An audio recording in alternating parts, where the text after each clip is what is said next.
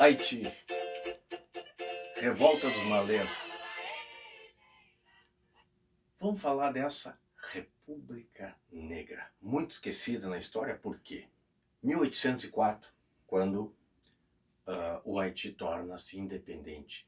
Primeira República Negra da história. Ela é pouco estudada porque o Haiti transformou-se num país pobre, tá certo? Por repressão, por controle, enfim, não se admitia uma República Negra. A gente estuda muito a independência dos Estados Unidos, que é outra república. Mas vou tentar relembrar com vocês aqui um pouquinho dessa história do Haiti e como isso, a história do Haiti, que fica na América Central, no Caribe, né, na ilha de São Domingos, que é uma ilha que tem dois países, o Haiti francês, a antiga colônia francesa, e a República Dominicana, antiga colônia espanhola. Então, uma ilha pequena, menor que Cuba, mas muito próxima a Cuba. A ilha do Haiti e República Dominicana. Qual é a história do Haiti? E por que assustou muito o Brasil? Vamos voltar a falar a questão da língua, né? Como foi reprimida. No Brasil, o reflexo da revolta do Haiti, da independência do Haiti, vai acontecer em 1835, principalmente, com uma revolta na Bahia chamada Revolta dos Malês. Posteriormente, o Haiti não é aqui. A eugenia, que é uma tentativa de embranquecer o Brasil, foi colocada como política de Estado. Né? Caetano Veloso fez a música, procura escutar, o Haiti não é aqui, né? Faz uma análise dessa haitinização, vamos dizer assim, social que acontece posteriormente nas favelas do Brasil. Haiti, colônia francesa. Quando ocorreu a Revolução Francesa, os jacobinos proibiram a escravidão, inclusive nas colônias. Houve festa no Haiti. Só que o Haiti era uma colônia com pouquíssimos homens brancos, uma grande quantidade de escravos franceses, né?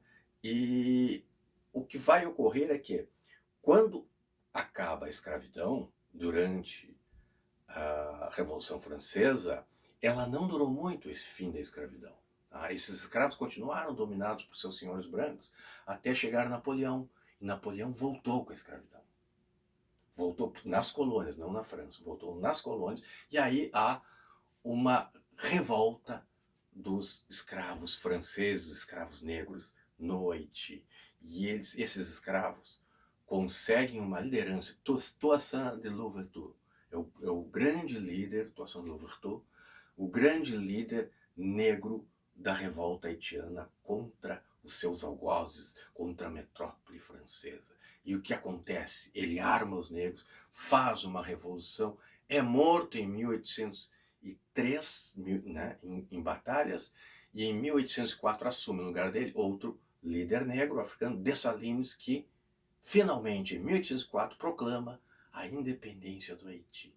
Dessalines, Toussaint de Louverture e Dessalines. Os franceses são expulsos e uma república negra. Dessalines vai ser presidente. Ela é uma república, não é império. E Dessalines torna-se o primeiro presidente.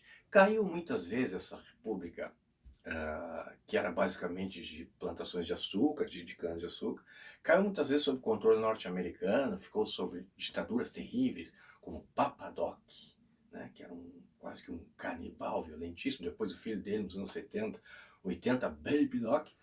E posteriormente, muito recentemente, tropas brasileiras entraram lá com a ONU para separar as brigas políticas internas, e o terremoto que aconteceu praticamente destruiu o país. Tem muito haitiano hoje vindo para o Brasil.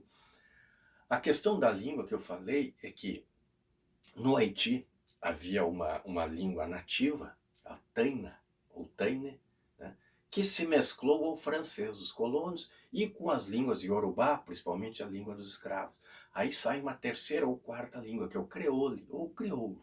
Então, no Haiti, 90% da população fala o creole. Coloquei um videozinho para vocês ali também, bem curto, sobre isso. Essa é a língua oficial, é uma forma de resistência à língua, né? Ela resiste-se ao francês, mas o crioulo é uma mescla. E tem uma coisa curiosa que eu queria falar para vocês, que é o voodoo, né? Já ouviram falar no voodoo? Na realidade, o voodoo ele tem um sentido religioso na África muito grande, no Haiti.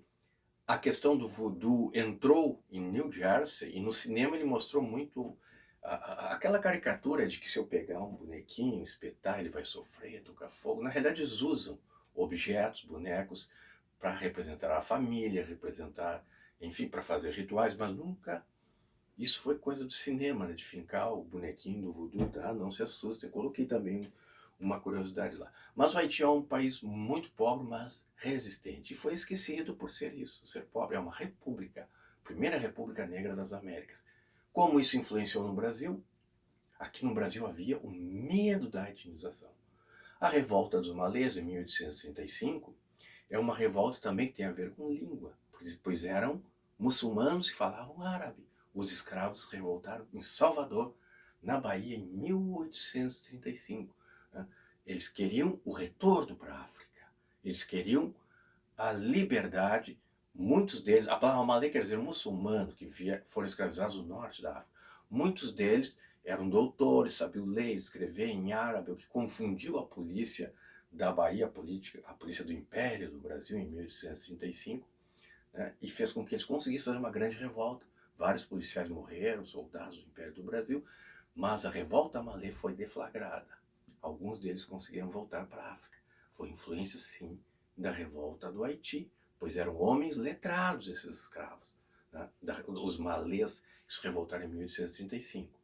Posteriormente, nós temos em 1910 a revolta Chibata, com João Cândido, os movimentos negros da década de 60, chegando até os dias atuais, em que a própria história tenta resgatar essa história, vamos dizer assim, não oficial, que é a independência do Haiti e a revolta dos malês, certo? Haiti e malês, a história da África na América, beleza?